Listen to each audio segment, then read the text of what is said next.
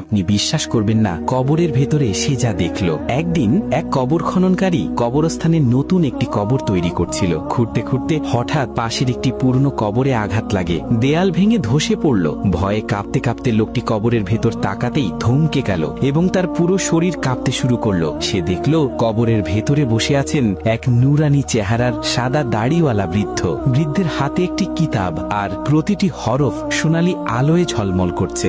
তিনি প্রশান্ত কণ্ঠে তিলাওয়াত করে যাচ্ছেন। হঠাৎ বৃদ্ধের দৃষ্টি পড়ল সেই কবর খননকারীর দিকে। তিনি হাত উঠিয়ে শান্ত গলায় বললেন, আল্লাহ তোমার উপর রহম করুন, কিয়ামত কি এসে গেছে? কবর খননকারী কাপা গলায় উত্তর দিল, না হুজুর, কিয়ামত আসেনি। আমি নতুন কবর খুঁড়ছিলাম, ভুল করে পাশের দেয়াল ভেঙে ফেলেছি। বৃদ্ধ মৃদু স্বরে বলবেন, তাহলে বেটা, আমার কবরের দেয়াল আবার ঠিক করে দাও, যাতে আমি আবার তিলাওয়াতে মগ্ন থাকতে পারি। কবর খননকারী সঙ্গে সঙ্গে সম্মানের সাথে দেয়ালটি মেরামত করে দিল। তার বুক কাঁপছিল, কিন্তু হৃদয় ভরে গেল এক অদ্ভুত প্রশান্তি আর চিন্তায়। যে দুনিয়ায় কোরআনের তেলাওয়াতে মগ্ন থাকে, আল্লাহ তার কবরকেও আলোয় ভরে দেন।